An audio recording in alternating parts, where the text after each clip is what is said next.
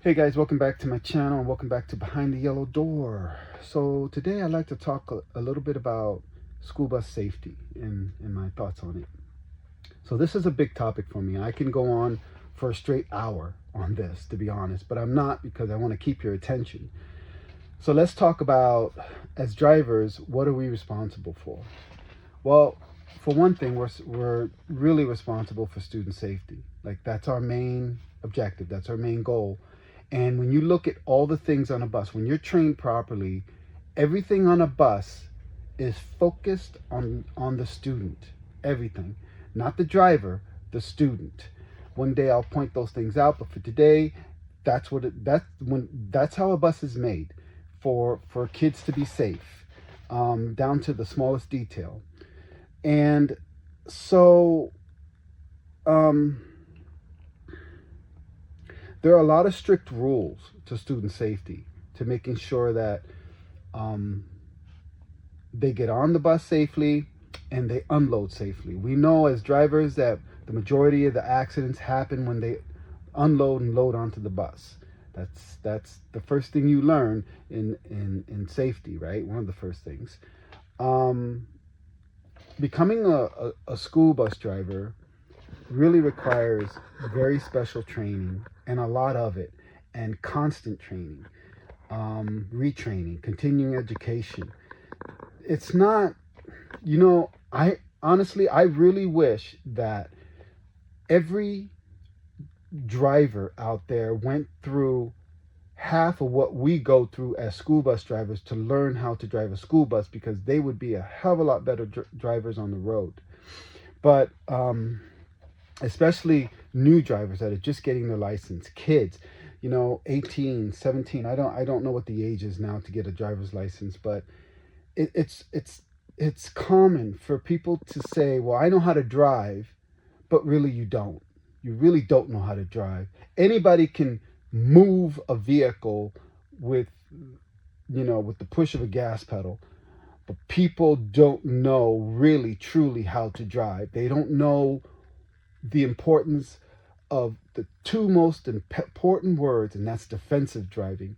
Because you're not just on the offensive when you drive, you're constantly in defense mode. You're looking at everybody else around you, you're driving for them. When I used to drive a motorcycle, um, that was one thing I learned real quick, was that on a motorcycle, the odds are against you.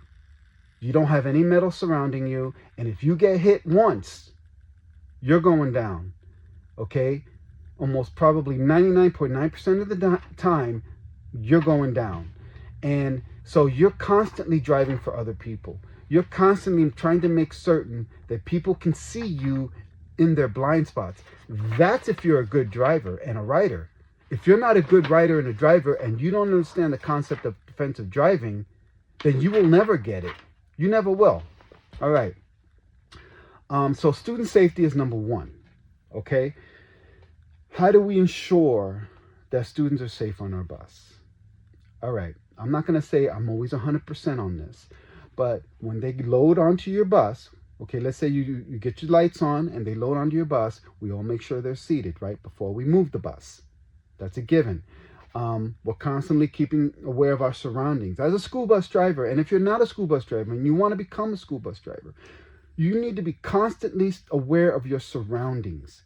You need to have enough foresight and see things far enough ahead that might happen, even if it doesn't happen. Let me give you an example. And I know you've heard this one before, many of you. You're driving on the highway and you're behind several cars in front of you. As a school bus driver, you're looking at red tail lights as far out as you can go ahead of you, so that you have enough foresight to know at some point I am going to have to stop, or maybe I should even start slowing down now. I'm going to emphasize this right now, and I really, I'm going to tell you, in the years that I've been driving a school bus, I have never had an at-fault accident, or I call them a wreck, and I'll tell you why. I've never had a wreck because the most important, in my opinion, thing about driving a school bus is not just keeping aware of your surroundings, but is distance. Your distance will give you enough time, will give you enough grace to pause, stop if you have to, and even be able to drive for the person behind you, right? Let me give you an example. Some guy's tailgating you. He's on your ass for whatever reason. And this goes the same for your personal vehicle, okay, guys? And you got a car in front of you that you're close to. Let's say the car in front of you suddenly has to stop for whatever reason. You have to stop now because of the car in front of you, and the dummy behind you felt now has to stop, but maybe his last stop will be under your bumper. So what I'm trying to tell you is you're not just driving for the person in front of you, you're driving for the person behind you, you're driving for the people on the sides of you. That's defensive driving, guys. And you apply that both in school bus driving and in your personal vehicle. As CDL holders, we have to, our CDLs go with us wherever we, applies to us wherever we go. Whatever we drive, it applies to us, whether it's a personal vehicle or a commercial vehicle. And I will tell you, driving a commercial vehicle and getting your CDL and truly understanding what it takes to have one and keep it will make you a much better driver in your personal vehicle. All right, I'm just ranting on now.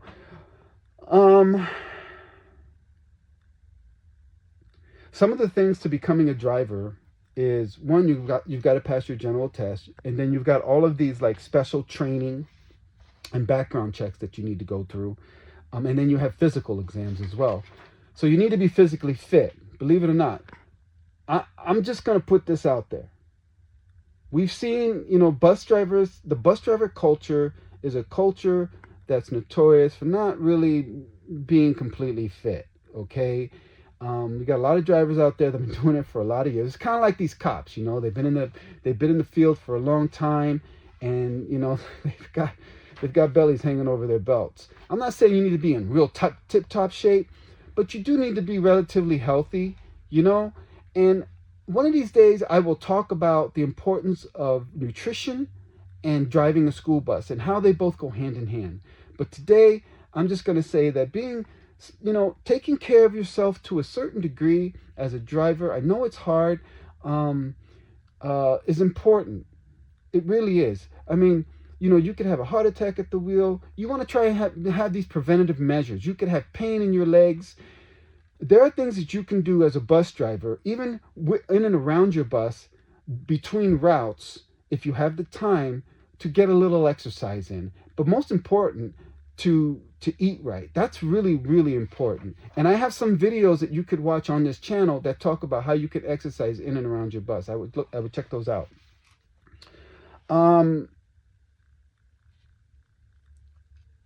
So handling traffic, guys.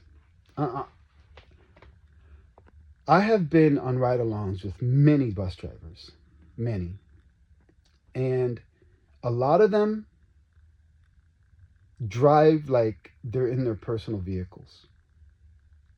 These are the things that I see that they do. They're cussing at the people in front of them because they're cutting them off. They're angry at traffic. Honestly, their level of patience, it makes you wonder how they could even be a driver. Now, I'm guilty of it. I have said words about people who drive really stupid on the road.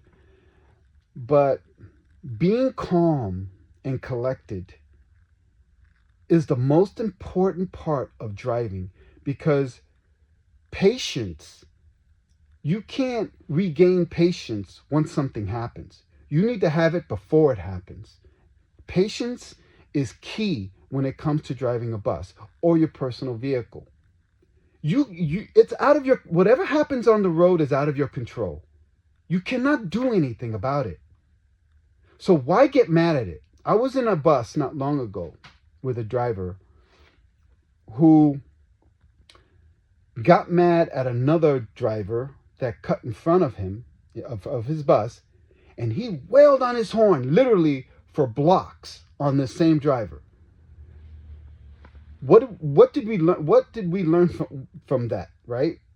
Well, we learned that you don't do that. What's the point of wailing on your horn for 3 or 4 blocks with that car that just cut you off? What is it going to accomplish? It's going to get you more upset. It's just maybe for some reason it will give you some sort of self-gratification by doing it, but it does nothing. And all it's going to do is make the driver in front of you get even more upset maybe, and then there could even be a potential road rage. And if you have kids on your bus, well, you're endangering your kids now because of your temper. So there are a lot of things to consider here, guys, before you go crazy like that. And a lot of times I find the people that do this are the young drivers, the younger ones, between 30 and early 30s, late 30s, late 20s if you're a driver in your 20s, even early 40s. Not so much, but usually drivers in their 30s are doing this because they're inexperienced.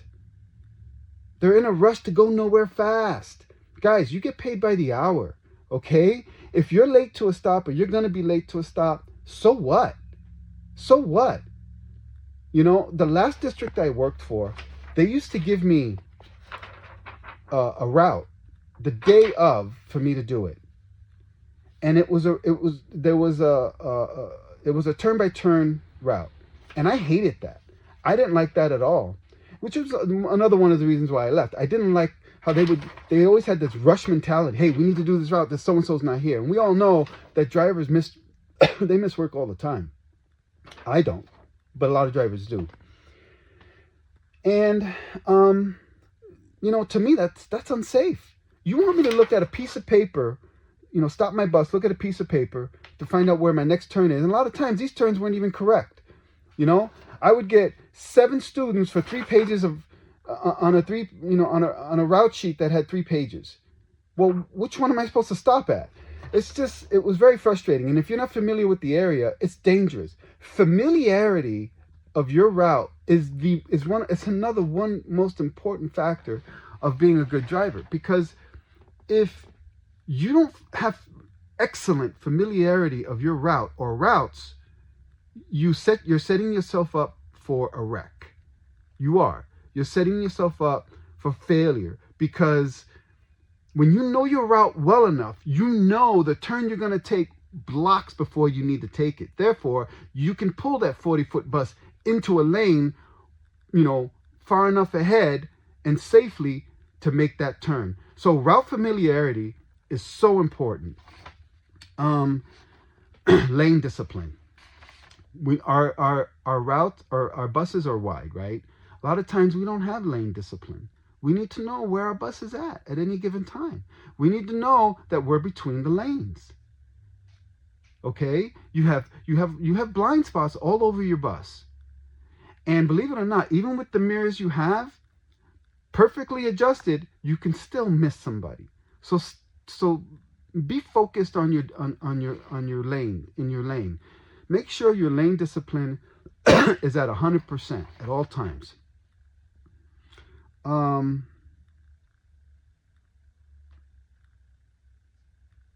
Know your weather conditions, guys. You know, I'm fortunate to be in a climate where we don't have any snow and very little rain.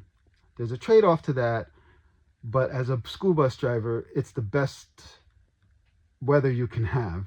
And so therefore, you would assume there'd be a lot less accidents. And I think there are. I don't know the statistics on that, but I presume that in worse climate, you're going to have more accidents than you would in climates that had nice weather.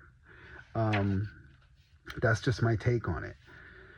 So that's pretty much it, guys. I just wanted to share some of those things with you. I think that, let me see here if I have any other notes here. I think we all know as school bus drivers or would-be drivers that understanding that, you know, pre-tripping is very important. Hopefully you get mechanics that jump on the issues that you have on your pre-trips, because if they don't, then you're rewriting that same thing up every day. And I think that's the most frustrating part with me, is that unfortunately my my mechanics don't quite get the things as quick as they should. They are busy, I will give them that, but again, I mentioned this in the last video, that if it's a major, then you have to get to it. You have to try and get to it. And I've been issued another bus, and I'm happy about that until my bus is fixed. But well, in the past I have been, but I just want you to know that majors are important. Tires, brakes, lights, those are all, check those every day. And that's pretty much it, guys. I just wanted to touch on that. And so if you have any questions, any comments, feel free to leave them. Please subscribe. Give me a like on that if you like what you've heard. I want to bring more content, guys, but I really got to get this video moving. These videos moving, the channel moving, so people can see them. If you find any value in this, feel free to comment. Anyway, thanks for watching. We'll see you in the next video.